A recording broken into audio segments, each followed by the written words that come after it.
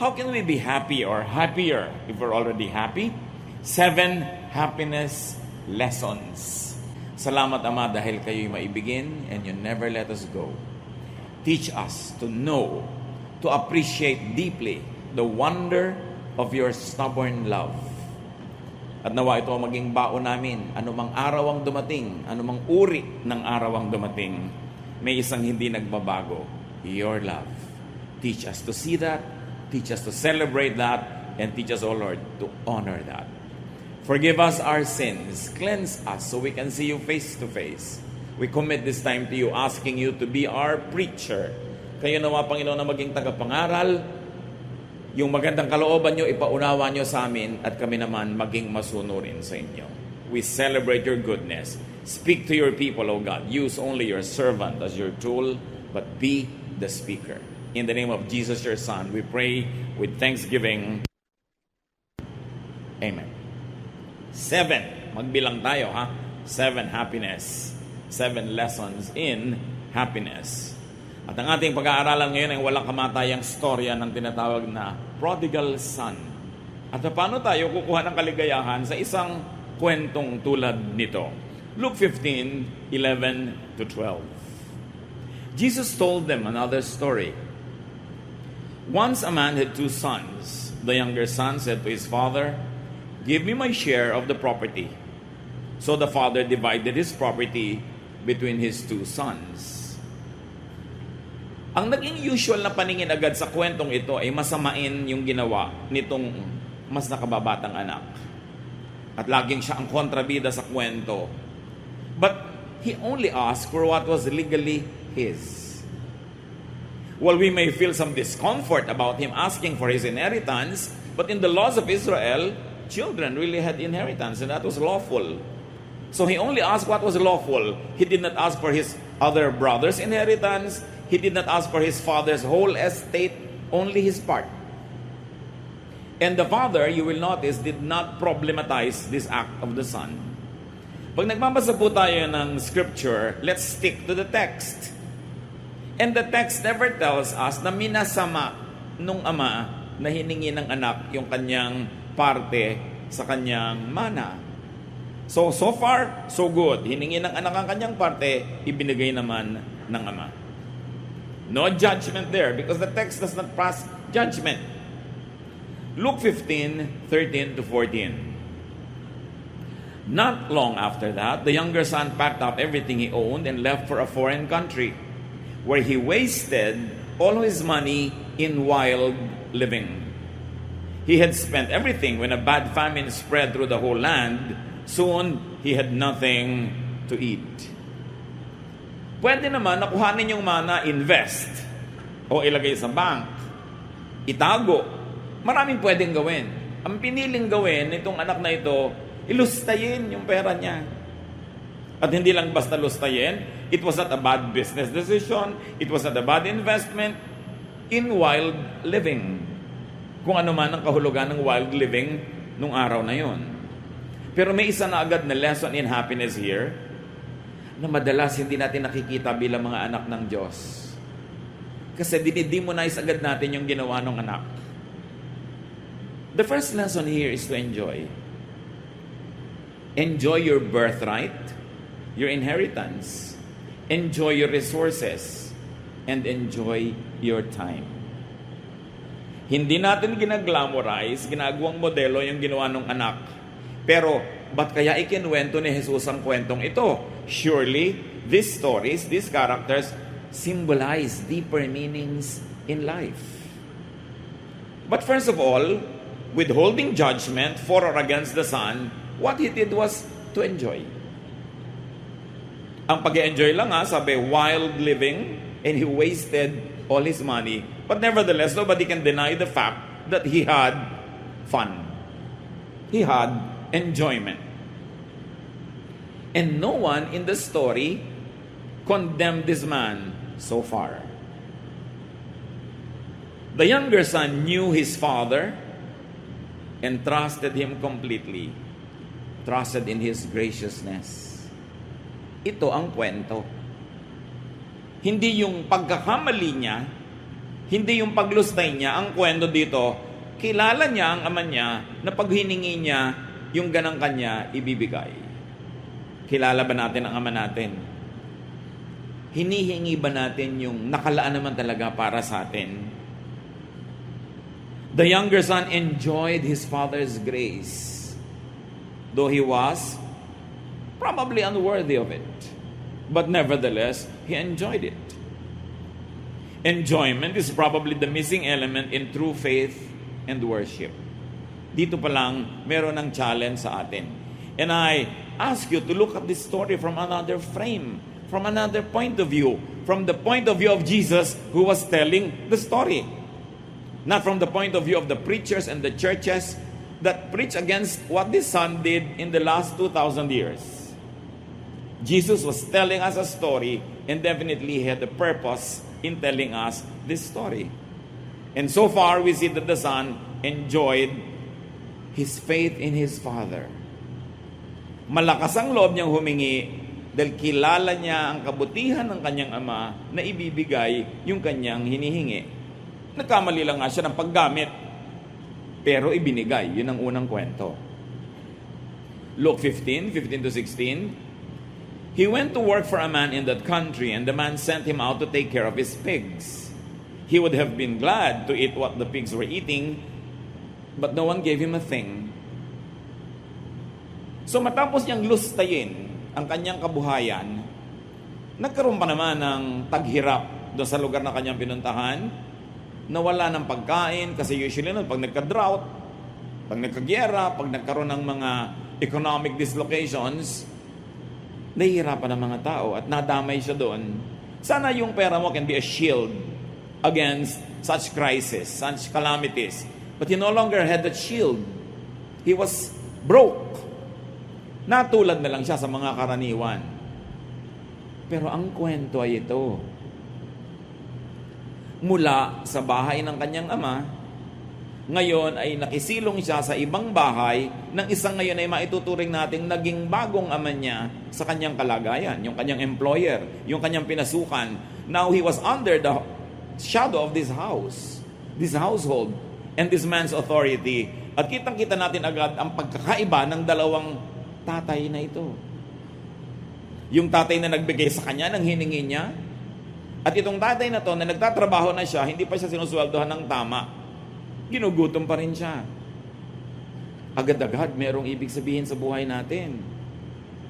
Minsan umaalis tayo sa grasya ng Diyos at lumilipat tayo sa kung sino mang papa o mama o kung sino mang taong sinamahan natin, hindi naman tayo ay naalagaan. Hindi naman tayo minamahal. So lumungkot siya, nagutom siya, napapagod na nga siya, hindi pa siya nagkakaroon ng sukle, ng tamang sweldo. Di ba maraming ganyan? Umiibig sa hindi naman umiibig sa kanila. Naghahabol sa ayaw naman silang pansinin.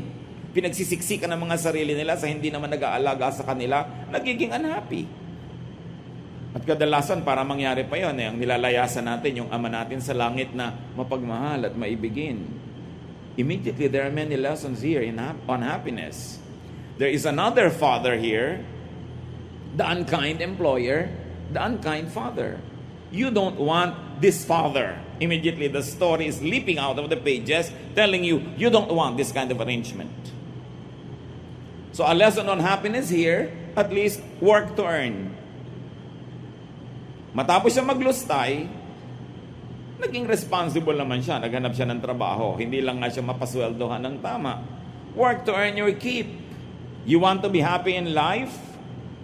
Pag wala kang pera, magtrabaho ka. Humanap ka ng hanap buhay. Lalo kung hindi ka na pwedeng umasa doon sa dating mapagbigay sa'yo dahil lumayo ka na o naubos mo na yung binigay niya sa'yo, huwag kang maghanap ng bagong magbibigay na naman. Work. Deserve your wages. And there's another lesson in happiness, brothers and sisters. It takes a certain amount of money to enjoy and to be happy. No matter how religious you are, kailangan may pera ka.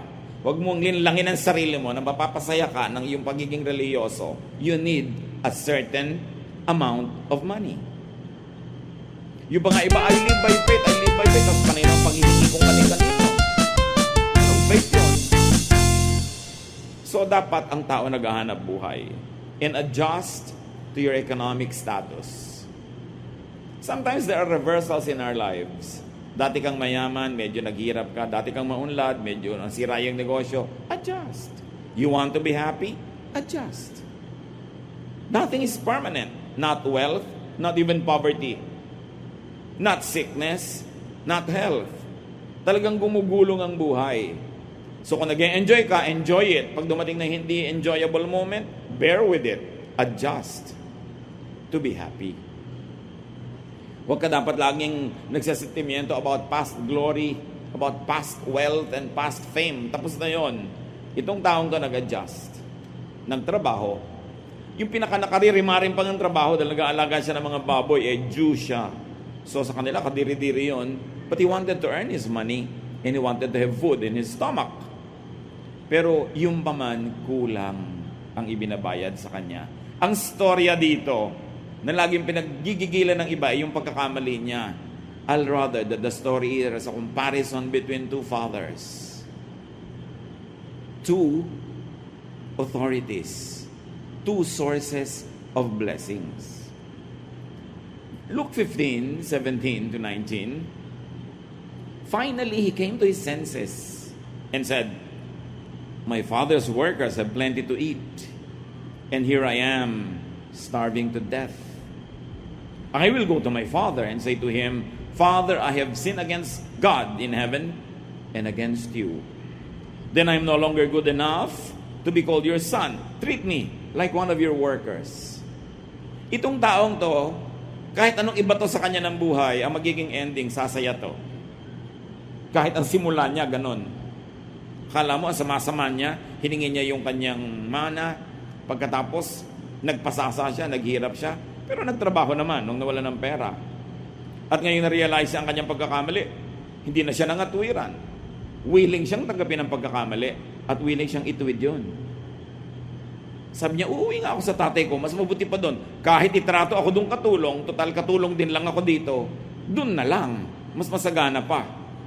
So sabi niya, iyan ang gagawin ko. Tatanggapin ko ang pagkakamali ko at hindi na ako mag-e-expect ng dating treatment.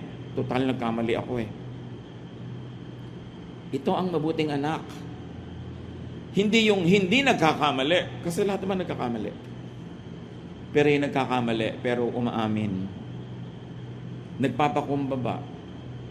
At bumabalik kahit naglalayas. So identify the unkind and the ungracious employer of your life.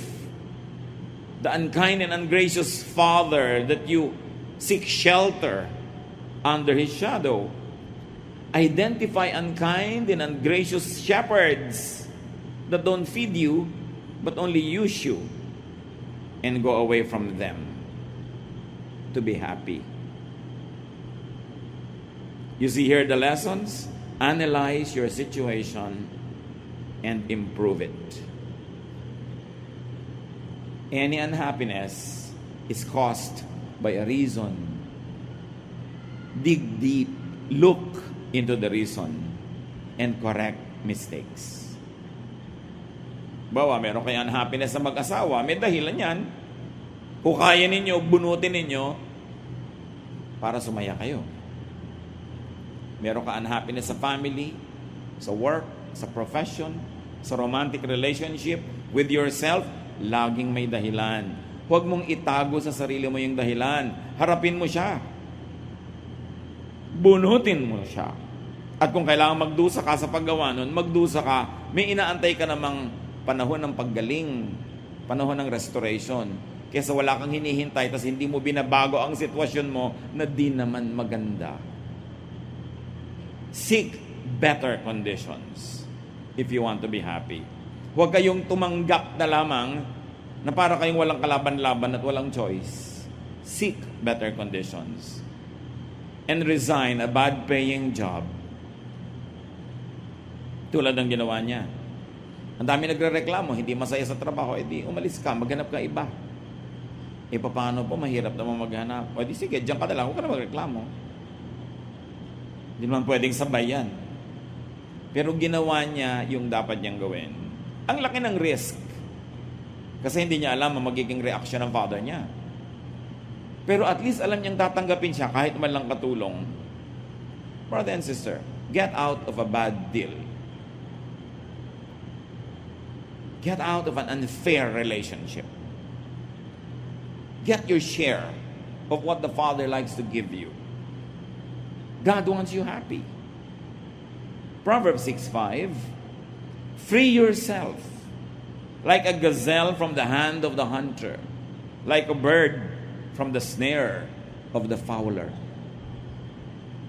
Yan, utos yan, itinuturo sa mga taong naging garantor ng utang ng iba. Sabi, pag na-realize mo na naging garantor ka pala, alam mo ba na hindi ka malaya? Kasi pag hindi siya nakabayad, ikaw ang mapapahamak. So, huwag kang magpahinga, huwag kang matulog hanggang hindi mo nababawi ang pagiging garantor mo.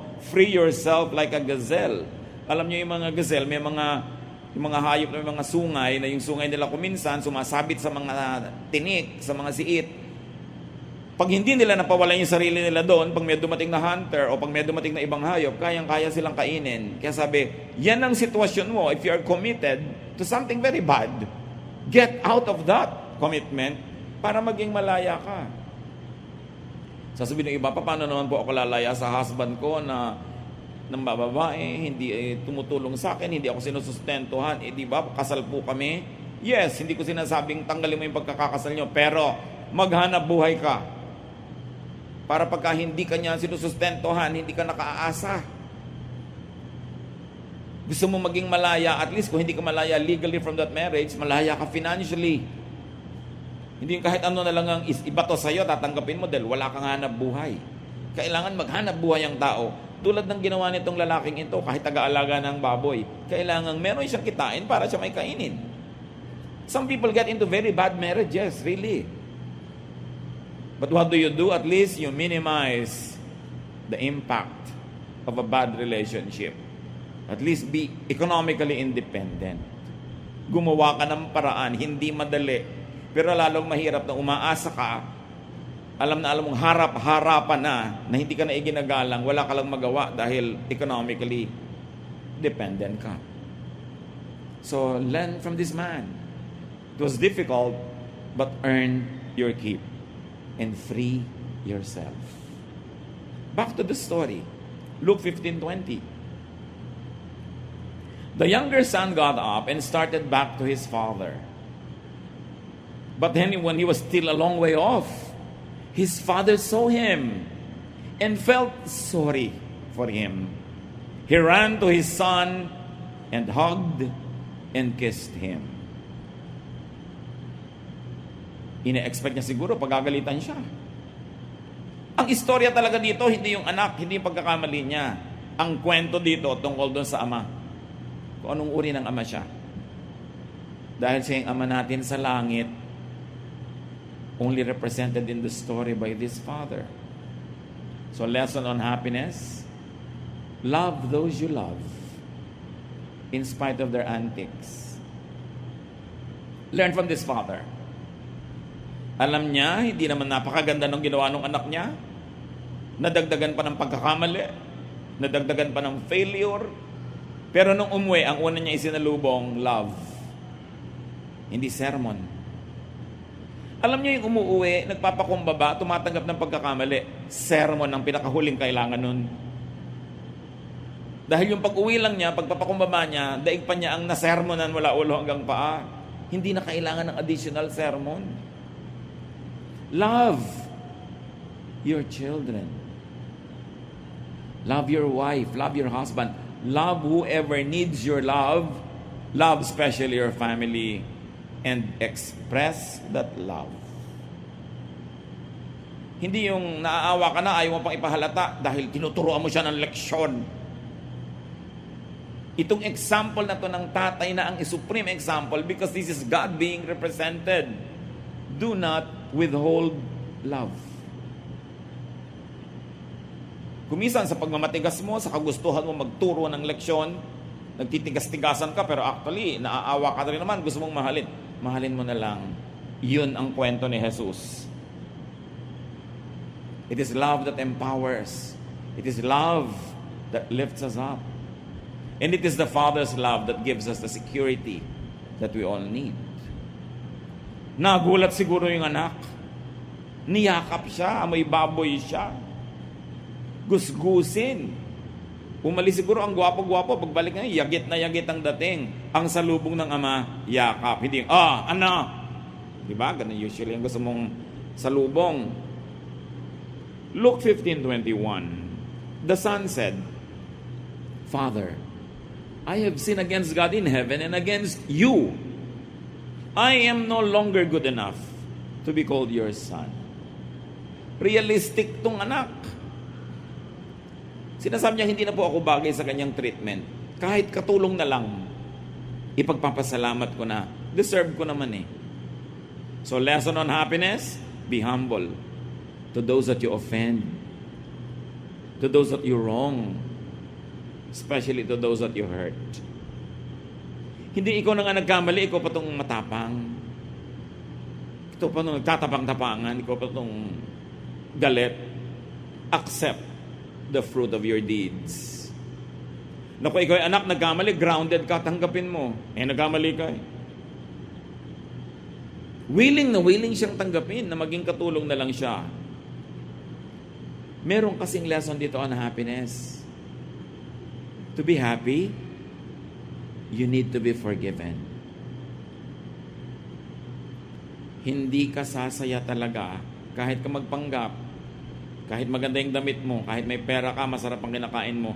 Kung alam mo na may ginawang ka ng mali, tapos hindi ka humihingi ng tawad, ikaw na mismo, yung budhi mo na, mismo ang magtatanggal sa'yo ng kaligayahan. You can be noisy, you can be loud, but you can never really be happy because you need to be forgiven. Relationships have to be stored for people to be happy. To be happy, you need to be restored. So huwag magmatigas, huwag mabuhay sa mali. Basta naggising, nagkaroon ng kaliwanagan agad, natauhan, tanggapin agad, bumalik, magpakumbaba. What did we get from the Son? A self-confession. It was not extracted or forced from Him.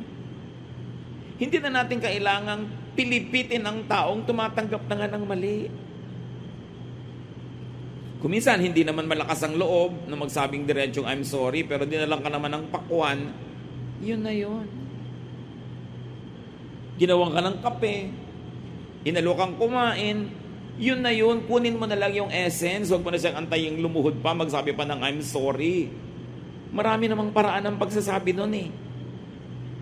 At hindi lahat ng tao kayang diretsahan na sabihin yun. Meron silang ibang paraan ng pagpapahiwatig. Appreciatein na natin yun. At padaliin natin para sa kanila ang paghingi ng tawad. Huwag na tayong masyadong maging unreachable. Para pare-parehong masaya. Because to be happy, you not only need to be forgiven when you are the wrongdoer, you need to forgive. Bawat galit mo, lalo sa mahal mo sa buhay, nagpapalungkot yun sa'yo. At kung minsan, hindi mo yun masyadong nare-realize, hindi mo lang alam kung ba't hindi ka masaya, bakit may kulang, ang kulang pala pagpapatawad. Remember, nagpatawad yung ama, kahit hindi humihingi ng tawad yung anak. Matalinong ama. Paano nga naman, kung paglapit, hindi naman humingi ng tawad? Alam ba naman ng ama yung purpose ng anak sa pagbalik? Bumalik na gusgusin, bumalik na mabaho. Paano ka sasabihin pala nun? Dagdagan niyo pa yung binigay niyo sa akin. Kulang. Hindi naman alam ng ama eh. Pero inunahan niya yung anak niya, pinatawad niya agad. Pinadali niya yung pagpapatawaran. Padaliin niyo na lang. Lalo't anak niyo, magulang niyo, kapatid niyo. Mahirap naman na magpanggap tayong baliwala sa atin na may mga broken relationships. Hindi yun totoo. Iniinda natin yon. Tanggapin na lang. Paluwagin, padaliin ang buhay. So habang nagpo-protest pa yung anak niya sa ibinibigay na VIP treatment, nakinig ba yung tatay? Sinabi mo, kita mo na, sabi ko sa'yo. Walang ganon. Luke 15:22-24. But his father said to the servants, hurry and bring the best clothes and put it on him. Give him a ring to his finger and sandals for his feet. Get the best calf and prepare it so we can eat and celebrate. This son of mine was dead, but has now come back to life. He was lost and has now been found.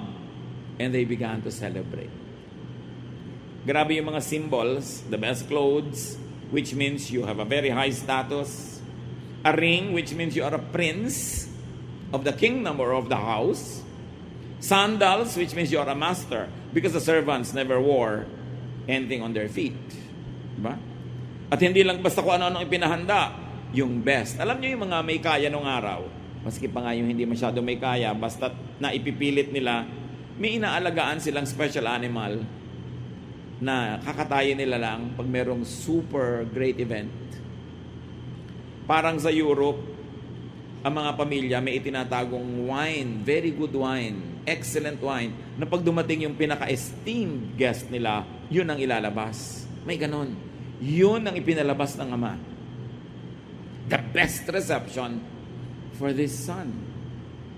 How to be happy. Love lavishly. Magpakaluho-luho-luho kayo sa pagmamahal. The best lahat ang inilabas. And the point is, hindi naman deserving yung bibigyan. Hindi ka naman nagbibigay dahil deserving siya eh. Nagbibigay ka dahil loving ka. It's you, not the other person. Kaya masaya tong tatay na to. Natuwa siya, hindi niya ikinubli. Nag-celebrate sila, extreme. So love lavishly and love people more than things. Hindi sabing, etong nagastos mo. O ayun, alam mo kung magkano tong ring na to, magkano tong binibigay ko na naman sa yung sandals. No.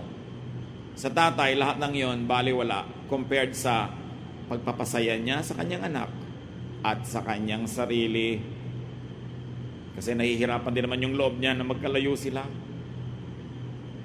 Mas masayang magmahal kaysa laging mag-moralize. Laging magbigay ng lesson, ng disiplina, ng parusa. Yung mga bahay na sobra ang discipline, panglabas lang yung ganda nun, pero hindi yun masaya. Aminin.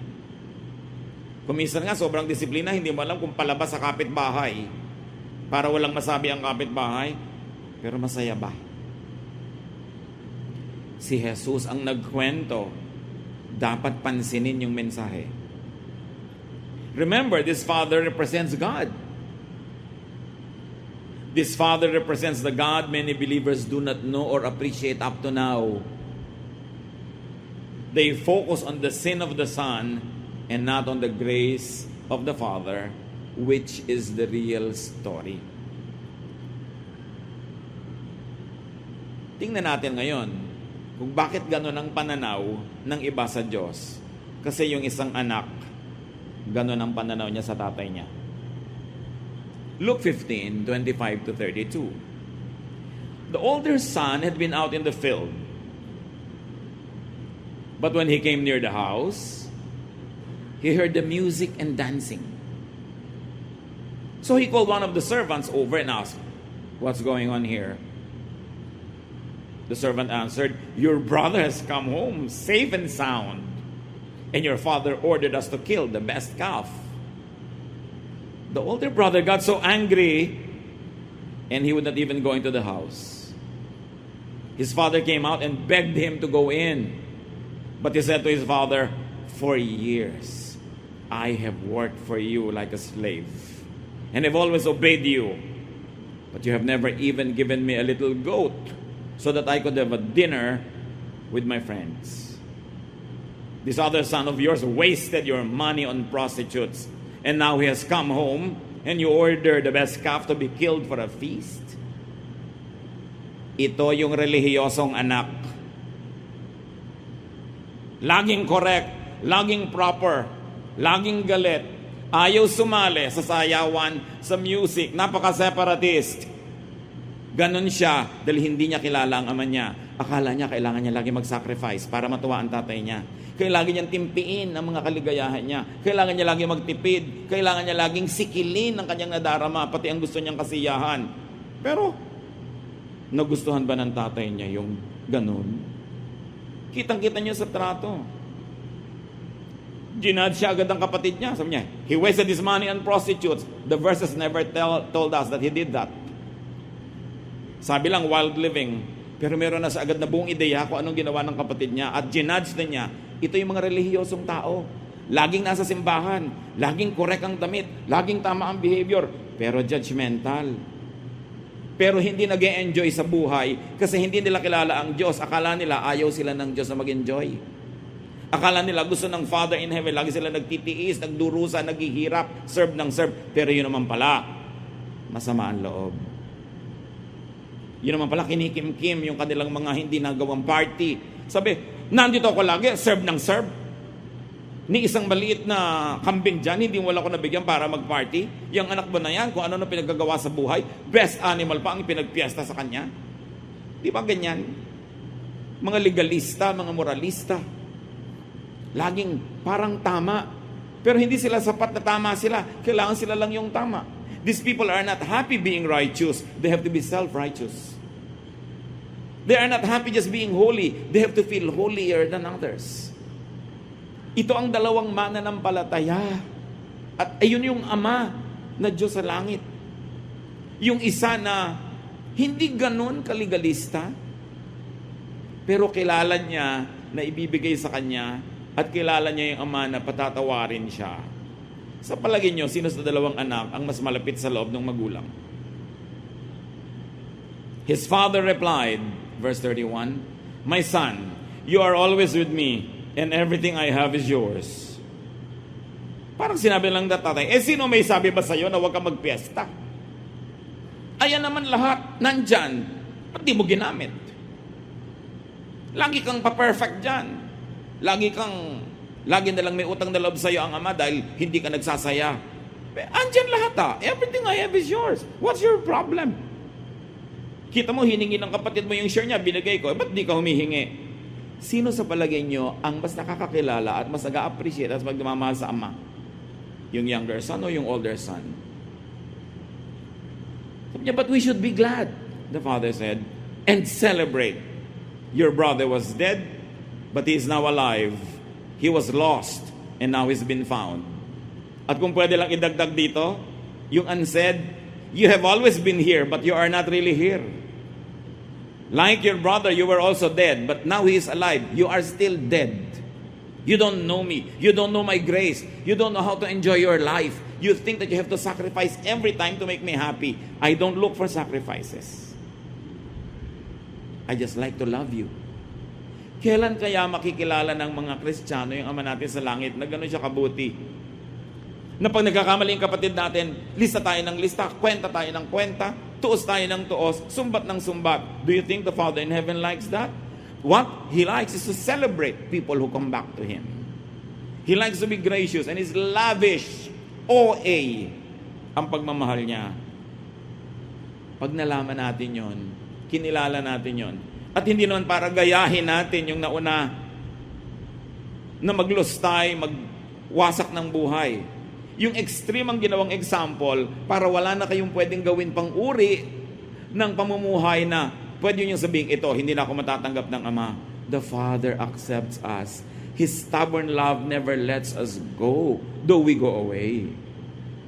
Yung relasyon natin sa Ama, hindi minemaintain ng ating performance. Minemaintain nyo ng kanyang love. Kahit bumagsak yung performance mo. Nawa, huwag mong sadyang ibagsak. Pero kung bumagsak, bumalik ka. Meron pa, ayoko po mag-church, sa kakaya sa Diyos, marami kong kasalanan. Lalo niya gusto mag-church ka. Bakit po yung makasalanan ng babae na yan, pinapakanta nyo sa choir? Anong gusto mong gawin? Itapon natin para mabulok na siya sa kasalanan niya. Kung ang mga yung bumabalik, nandiyan, pinagsaserve niya. Ba't hindi mo pagsaserven? Ang ayaw nun, yung older brother. At sa church, maraming older brother. Pastor, bakit po yung makasalanan na yan, nandiyan sa ministry? Ba't ikaw, wala ka makasalanan? Laging tinutus, kinukwenta yung iba. Measure people not by your own measurement, but by God's love. Minsan iba, 30 taon, 50 taon na nagba-Bible study, hindi pa to naiintindihan. Hindi pa nakikilala yung ama, tapos ang yabang-yabang, do you know God? Do you know God? You must know God before you die. Yung ganda ng ganon, pero do you really know God? Kung ang alam mo sa Diyos, yung pag nagagalit lagi, papatamaan ka ng kidlat, bibiyakin yung lupa, kakainin ka ng lupa, bibigyan ka ng sakit, pagdurusa, hindi mo kilala ang Diyos. Yun yung other father. Yung naging employer na nagtatrabaho ka na ayaw ka pa sweldohan. That is not our God. Be happier. Know your Father in heaven beyond what the older brother likes you to see. Sa kanya dapat i-deserve mo lahat. Dapat maging deacon ka, i-deserve mo yan. Kakanta ka, tutugtog ka, i-deserve yan. No one deserves the goodness of God. Because our best deeds are just like filthy rags. Ang pinakamabubuti nating gawa ay para lang basahan. Kung ikukumpara sa kaluwalhatian ng Diyos, nobody is good enough. And the Bible is clear, no one is righteous. Not even one. Not even that older brother. Not even the conservative religious person. Lahat tayo may buntot, kanya-kanya lang hila. So dapat tigilan yung judgment, tigilan yung pagko-compare, and just enjoy God's love. Enjoy being in the house of God. So, to be happy, do not hold grudges. Do not be bitter against people who enjoy themselves. Pag magalit na galit itong lalaking ito sa kapatid niya, hindi naman yung parte niyang hiningi. Hindi naman yung parte ng tatay niya, kasi mayaman pa rin yung tatay niya. Ang hiningi naman niya yung kanya. So, ba't nagkagalit itong kapatid? Inggit. Marami rin mga religious people inggit sa mga tao who have fun. Medyo na-judge nila. Tuwang-tuwa sila, you will boil in hell. Ang saya-saya nila dahil pupunta sa impyerno yung iba. Pag nagkasakit, kita mo na, parusay ng Diyos. Parang tuwang-tuwa. Hindi kilala ang amasal. To be happy, brothers and sisters, do what is good, but do not sacrifice needlessly. God is not impressed with sacrifices. God is impressed with humility.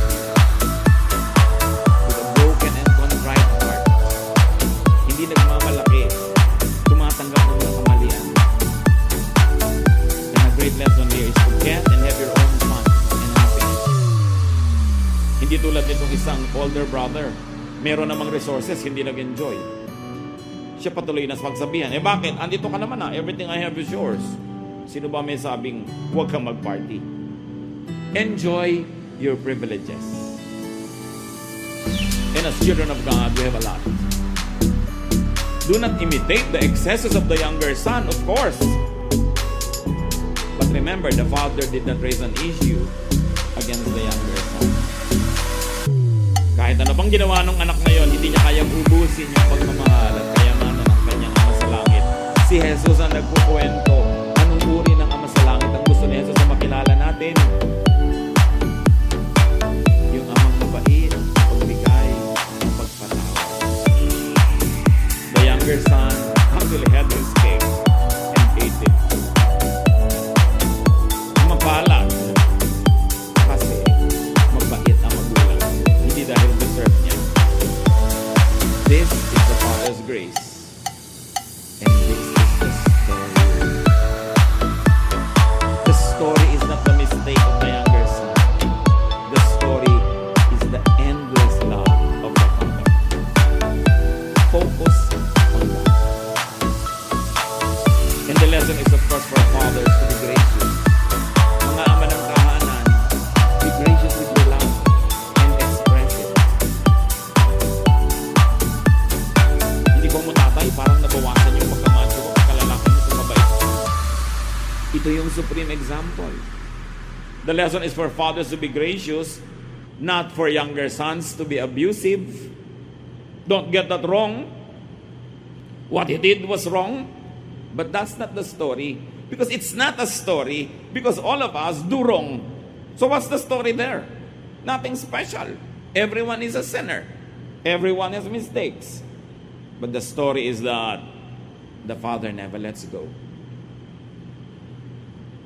The lesson is for fathers to be gracious, not for older sons to sacrifice, then bear grudges. Meron pa nga dyan. 5 taon na ako nagsaserve dito, serve ako ng serve sa church. Pagkatapos nang namatay ang asawa ko, di ko kayo nakita. Di ba? Parang, I deserve it because I served. It's our privilege to serve God. And if people can be nice to us, if they have the time, if they have the opportunity, good. But if they don't have that, wala kaya tayong karapatang manumbat. Because we can never outserve God. Walang tampo-tampo. Ang tagal-tagal ko na dito, tapos nung ide-dedicate ang tricycle namin, hindi naman nakarating si pastor. Diba? Yung may mga tampo-tampo, walang ganyan-ganyan. Kasi lahat tayo nagtutulong-tulungan. Kasi lagi ka lang magagalit. May dumataang hangin, pinagdaramdam mo. May kasama ka ng loob, ang dami-dami mong dala. Paano ka sasaya? Kailangan tanggalin lahat yan. Palitan ng pag-iisip. Sabi ng Romans 12:2, be changed by the renewing of your mind.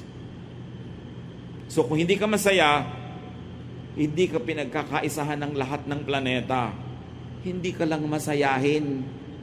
Palitan ang paraan ng pag-iisip, ng pakikitungo sa kapwa para sumaya-saya. Enjoy life. Sa palagay nyo, yun sa magkapatid, sinong nalugi sa dalawa? Di ba? Yung stricto. Siya ang nalugi. Ang ending naman nila, pareho lang silang nasa bahay uli ng tatay niya. Di pa siya nagka-fun. I'm not saying kopyahin natin buong-buo yung ginawa nung isa. Pero ang point is, hindi siya nangimi na mag-enjoy kasi alam niya mabait ang tatay niya. Pero yung kalabisan na, syempre, hindi na natin dapat kopyahin yun. Be thankful for the Father's lavish love. Do not sacrifice all the time. Yung mga ate-ate na sobrang magsakripisyo para sa mga kapatid, niyayaya kayo ng nobyo yung magpakasal pero ayaw nyo pa dahil may pinapaaral pa kayong kapatid. Tapos ang gumraduate na yung kapatid nyo, pagka-graduate nag-asawa. Eto kayo ngayon, si Tenta na, wala pa kayong BF. Naaalala naman kaya kayo ng kapatid nyo nung hipag nyo. Ibig sabihin, yes, be nice, be good, but don't always sacrifice. And do not sacrifice your own dreams for the dreams of other people. Kahit kapatid nyo siya. Because at the end of the day, people will be selfish. They will take care of themselves. They will not even remember you. Swerte ka na kung napaalala ka pa. Lalo kung nag-asawa pa to ng maramot.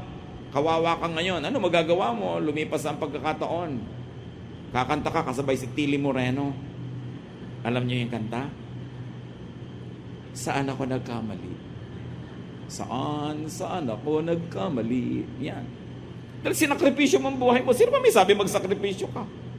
So gumawa ka ng mabuti, pero isabay mo rin yung sarili mo sa enjoyment. Hindi yung nakastop ka, sila go. Kasi ginoglorify yan ng relihiyon, pero hindi yan ang ginoglorify ni Jesus. Jesus wants you to have fun. It's no simple story that his first miracle was to make wine. And Jesus was called a glutton and a drunkard because he was in every party. When will you know Jesus, the real one? He sets people free. May babaeng nagngangalgal sa paanan niya. Hinayaan lang niya. Sabi ng isa, kung alam lang niya na masamang babae, hindi siya papayag. Alam nga niyang masama, kaya siya pumayag. Dahil sa kanya, he's a friend of sinners and tax collectors. Dapat ang mga Kristiyano, friend of sinners and tax collectors, hindi judges of sinners and tax collectors. Kasi ang may papel nun yung Pharisees, not Jesus. It is the wrong father. Yung father na inaalagaan mo na yung baboy niya, ayaw ka pa sweldohan. But the gracious Father is kind. Love lavishly. Magmamahal na rin lang kayo, lagyan niyo na ng feelings para masaya. Pag may pagmamahal kayo, hindi nyo ibinibigay, nagkakasakit kayo. Kasi hindi na-express. Express it. And be happy. Mga kapatid, learn from this story.